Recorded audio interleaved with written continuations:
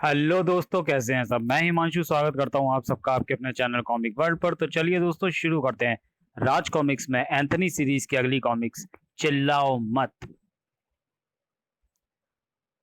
जिसके सपने टूट चुके हों, जिसने थाम ली हो मौत की बैसाखी, पर वो बैसाखी भी टूट जाए और उसके हाथ लग जाए काला जादू की अपार शक्तियां, तो वो बन जाता है काला डॉक्टर। जो डॉक्टर भंडारी जैसे समाज के नासूर समझे जाने वाले जुर्म के कीड़े को खत्म करके पहुंच जाता है डॉक्टर गोम्स जैसी समाज का खून चूस रही एक और जोंक के सामने। और तब मौत के उस तूफान को देखकर सिहर और चीख उठा डॉक्टर गोम्स। कौन हो तुम, चिल्लाओ मत। दोस्तों, ये काला डॉक्टर का अगला भाग है, क्योंकि ज्यादा चिल्लाने से कान बहरे हो जाते हैं। तुम भाग जाओ। हाँ हाँ, और ध्यान रहे, बाहर जाकर चू भी मत करना, क्योंकि अगर तुमने जुबान खोली तो मैं सिर से लेकर पांव तक तुम्हें खोल डालूंगा। डॉक्टर गोम्स, देख उधर, पहचान की वो दोनों शख्स कौन है। मैं नहीं पहचानता। मजलूमों को ना पहचानने की पुरानी आदत है तेरी। तूने इन्हें भले ही ना पहचाना हो गोम्स, लेकिन ये तुझे पहचानने में भूल नहीं करेंगे। मगर ये तो अंधे हैं, ये मुझे कैसे पहचानेंगे। ये अंधे हैं जरूर, मगर अब अंधे नहीं रहेंगे, क्योंकि इन दोनों को मैं तेरी एक एक आंख लगाकर तेरी बिगड़ी हुई वो सूरत दिखाऊंगा जो उस वक्त अफसोस की तू नहीं देख पाएगा। तैयार हो जा डॉक्टर गोम्स, तैयार हो जा। तैयार मैं नहीं, तू हो जा शैतान, मौत की बिफरी हुई शक्ल देखने के लिए। काला डॉक्टर के गुमशुदा मुंह से ठहाका निकला। मेरा हाथ। तेरा हाथ सही सलामत है डॉक्टर गोम्स। चाकू छोड़ देगा तो तू उसे बाहर खींच पाएगा। गोम्स को चाकू छोड़ना ही पड़ा। उफ, अब मैं तेरी उंगलियों को प्लग बनाकर इस पावर सॉकेट में घुसेड़ दूंगा, लेकिन चिल्लाना मत। चिल्लाओगे तो बेहोश हो जाओगे। ध्यान रखना, चिल्लाना मत, क्योंकि अब मैं ऑन कर रहा हूं स्विच। खट। आई! चिल्लाओ मत बेवकूफ। मैंने कहा था ना कि चिल्लाओगे तो बेहोश हो जाओगे। थम। और अब जब तुम होश में आओगे तो इस दुनिया में रहोगे तो सही, मगर इसे देख नहीं पाओगे। यह होश में भी आएगा और दुनिया में भी पहले की तरह ही देखेगा काला डॉक्टर। ओह तुम। मैं सोच ही रहा था एंथनी कि इतनी देर हो गई इसकी पिटाई करते हुए, पर तुम क्यों नहीं आए।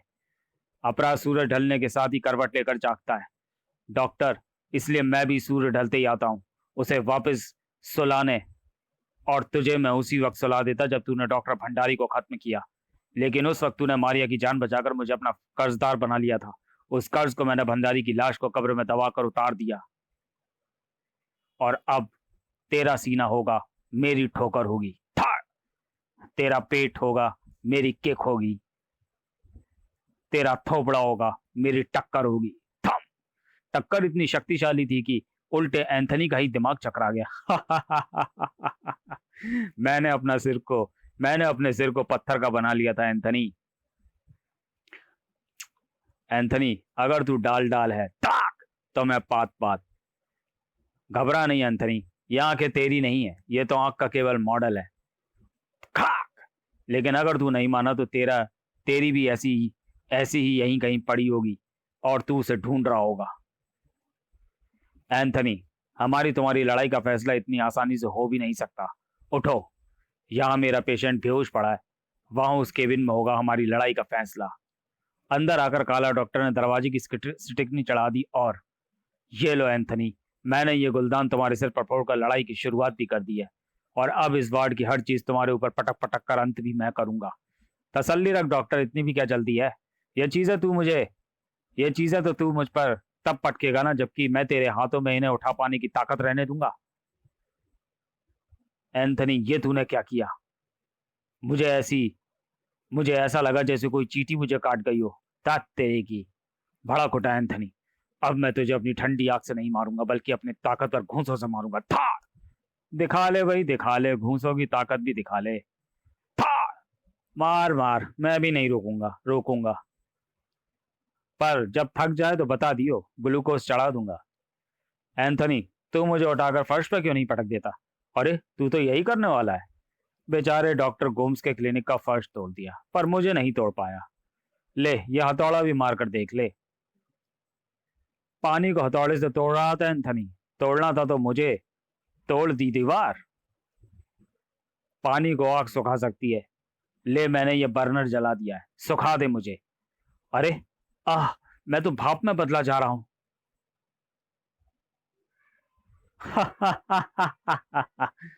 तूने मुझे भाप में बदलकर गलती कर दी एंथनी। अब मैं गर्म भाप बनकर तेरे शरीर से लिपट कर तुझे उबाल दूंगा। एंथनी फौरन ही वहां से टेलीपोर्ट हो गया। एंथनी इस रॉड से मुझे मारने की आखिरी कोशिश करने वाला कर ले, वरना उसके बाद मैं तुझे नहीं छोड़ूंगा। अब मैं तेरे टुकड़े टुकड़े कर डालूंगा काला डॉक्टर। उसके बाद एंथनी के हाथ एक पल के लिए भी ना रुके। ताक ताक ताक ताक। तब एंथनी ने लगाया एक भीषण अठास। खत्म कर डाला मैंने इस दरिंदे को। काला डॉक्टर, टुकड़े टुकड़े कर डाले मैंने तेरे। एंथनी बाहर निकला तो बुरी तरह से चौंक पड़ा। अरे, तुम तो तो फिर वहां अंदर मैंने किसको मार? किसको? अरे, बिल्ली। तो तूने मार दी एंथनी। अब बाहर जाकर आवारा कुत्ते मार, क्योंकि मेरा काम तो हो चुका है। एक कमीने की आंखों से रोशनी छीन कर दो अंधेरी जिंदगियों को रोशन कर चुका हूं मैं। अच्छा Anthony, okay, bye bye, tata, फिर मिलेंगे। इसका मतलब मैं डॉक्टर से लड़ ही नहीं रहा था, बल्कि ये लड़ाई भी उसके चमत्कारी शक्ति का नमूना थी। आखिर कौन है ये काला डॉक्टर?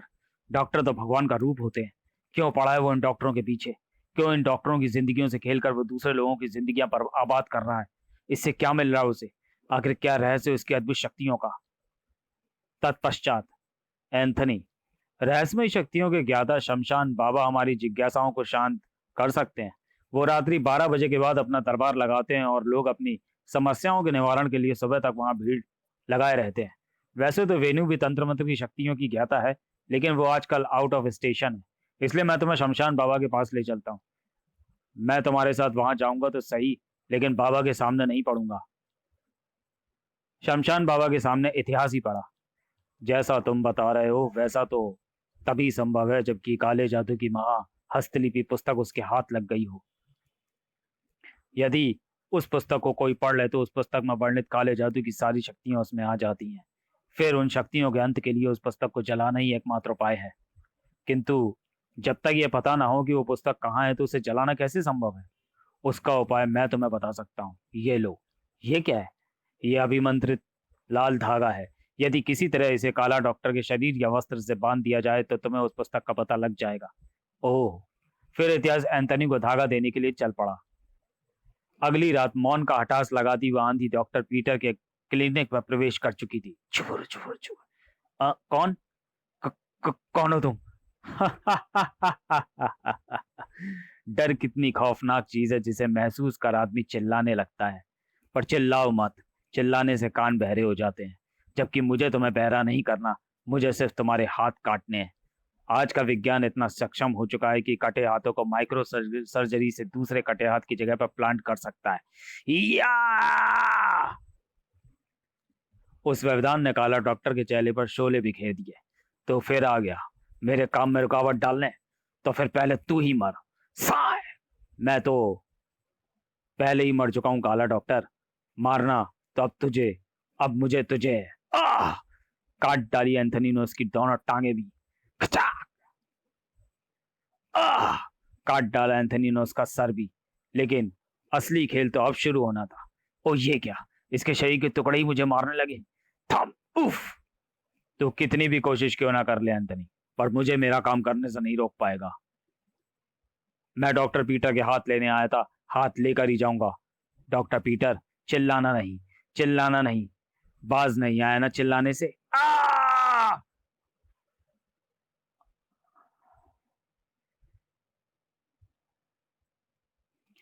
और ये देख मेरी शक्ति का एक और नमूना। सिश, वृश, स्क्रिश। लेकिन मैं जानता हूं कि तू फिर मुझसे लड़ेगा, जबकि मेरे पास इस फालतू की लड़ाई का बिल्कुल भी वक्त नहीं है। इसलिए मैं तुझे पत्थर का बना दूंगा ताकि तू यहां से हिल भी ना पाए। उसके बाद काला डॉक्टर वहां नहीं रुका। चुर चुर चुर चुर।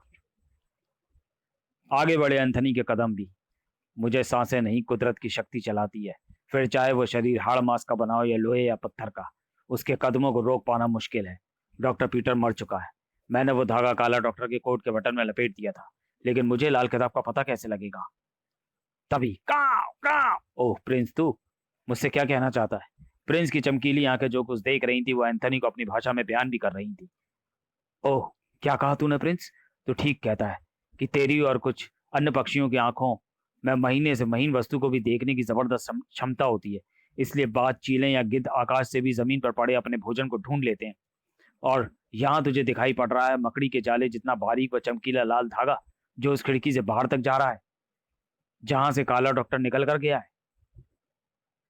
अब इस धागे का पीछा करते हुए हम आगे बढ़ेंगे। वह तूफानी रात अभी आधी बीती थी और आधी बाकी थी जब, अरे ये क्या? छुर! अगर खामखा मरना या हाथ पैर नहीं तड़वाना चाहते हो तो भाग जाओ। चलो, मैं ही तुम्हें यहां से भगा देता हूँ। शाश! आह! उठ इंस्पेक्टर यादव। कौन है? मुझे रात में उठने की आदत नहीं है। जा भाग जाए यहाँ से, नहीं तो अंदर कर दूंगा। तेरी आदतें ये डंडा सुधार देंगी। आओ!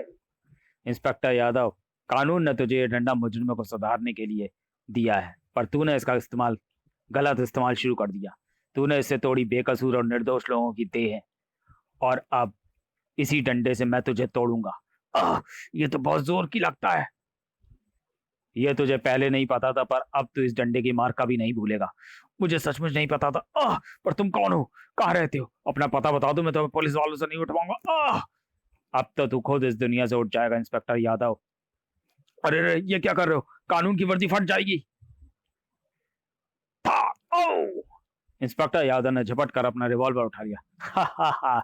इंस्पेक्टर यादव से दुश्मनी मोल लेकर शरीफ आदमी जिंदा नहीं बचता। डंडा रख दे, डंडा वहीं रख दे। तू भी चिल्लाने लगा, और चिल्लाता वही है जो मौत से डरता है। यानी कि तू समझ गया है कि तेरी मौत भी तेरे सिर पर कफन लपेट चुकी है। ओह! रूल को तो पूरी शक्ति के साथ जाकर इंस्पेक्टर यादव की छाती में धंसना था, मगर ऐसा नहीं हुआ था। और ये क्या? ओह, ये क्या? मैं अपनी शक्ति खो रहा हूँ। त- त- तू तू डॉक्टर बरसाले? मेरी शक्ति छीड़ कैसे हो गई? मेरा चेहरा कैसे वापस लौट आया? तो ये तू है? उस वक्त मैंने भंडारी पीटर और गोम्स के कहने पर तो जिंदा छोड़ दिया था, पर अब नहीं छोड़ूंगा, क्योंकि मैं तो तब भी जानता था कि तू हम लोगों के लिए कभी भी मुसीबत बन सकता है। डॉक्टर बरसाले का कंधा खून से नहा गया, मगर इंस्पेक्टर यादव दूसरी गोली नहीं चला पाया।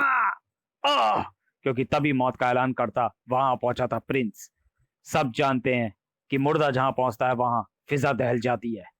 तेरी बातों से मुझे ये तो पता चल गया कि तू कोई बहुत बड़ा शैतान है, और अगर मैं तुझे मार डालूं तो कोई गुनाह नहीं करूंगा। जवाब में इंस्पेक्टर यादव ने रिवॉल्वर की नाल एंथनी की छाती पर रखकर ट्रिगर से उंगली ना हटाई। थाय थाय थाय थाय! हो गई तसल्ली चार गोलियां बर्बाद करके? था! गोलियां तो तूने चला दी इंस्पेक्टर यादव, अब देख कि मरता कौन है। उसी उसकी शक्तिशाली चोट से इंस्पेक्टर यादव उछलकर एंथनी के पांव के पास आकर गिरा। कांच! एकमात्र बची गोली को डॉक्टर बरसाले ने इंस्पेक्टर यादव के सीने में उतार दिया। यह मेरा शिकार है एंथनी, मेरे यहां तो ये से मरेगा। थाय! लेकिन तुमने ये सब क्यों किया? क्योंकि मैंने जिन लोगों को मारा वो दरिंदे थे एंथनी, शैतान। ये इंसानियत के नाम पर एक काला धब्बा थे, नासूर थे। वो लोग इलाज के नाम पर मासूम, निर्दोष व बीमार लोगों के गुर्दे, आंखें, उनकी स्किन, उनके हाथ इत्यादि काट लिया करते थे। मानव अंगों के व्यापारी थे वो लोग, और उनका साथ देता था ये कमीना पुलिस वाला। ये मुझे भी अपने काले कारनामों में शामिल करना चाहते थे, लेकिन जब मैंने इनकी पोल खोल देने की धमकी दी तो इन्होंने मेरे गुर्दे, मेरी एक आंख निकाल ली, मेरा एक हाथ काट डाला, मेरे शरीर में भयानक टीबी रोगी मरीज का खून भर दिया। जिंदगी जीने के काबिल ना रही तो फिर क्यों जीता? मैं आत्महत्या पर विवश हो गया एंथनी। और फिर काला डॉक्टर एंथनी को सब कुछ बताता चला गया। सब कुछ बता चुकने के बाद, लेकिन पता नहीं कैसे अचानक मेरी सारी शक्तियां चली गईं और मैं इंस्पेक्टर की चलाई गोली का शिकार बन गया। यह अचानक नहीं हुआ डॉक्टर बरसाले। ऐसा इसलिए हुआ क्योंकि जिस किताब की बदौलत तुम्हें शक्तियां मिली थी वो मैंने भी हासिल करके पढ़ ली थी, क्योंकि मुझे भी इसके हर्फ लाल दिखाई पड़े थे। डॉक्टर बरसाले वह आखिरी दृश्य नहीं देख पाया था, मगर तुमने जो किया बिल्कुल ठीक किया डॉक्टर बरसाले, क्योंकि पापियों को उनके गुनाहों की सजा मिलनी ही चाहिए।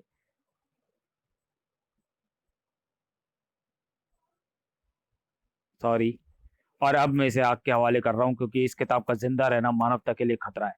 डॉक्टर बरसाले वो आखिरी दृश्य नहीं देख पाया था, मगर तुमने जो किया बिल्कुल ठीक किया डॉक्टर बरसाले, क्योंकि पापियों को उनके गुनाहों की सजा मिलनी ही चाहिए। हाँ, पर मुझे तुम्हारी मौत का दुख रहेगा। तुम्हारे साथ जो अन्याय हुआ उसकी भरपाई शायद संभव नहीं। समाप्त। तो चलिए दोस्तों, वीडियो को यहीं समाप्त करते हैं और मिलते हैं एंथनी सीरीज की अगली कॉमिक्स मकान 13 में। तब तक के लिए धन्यवाद।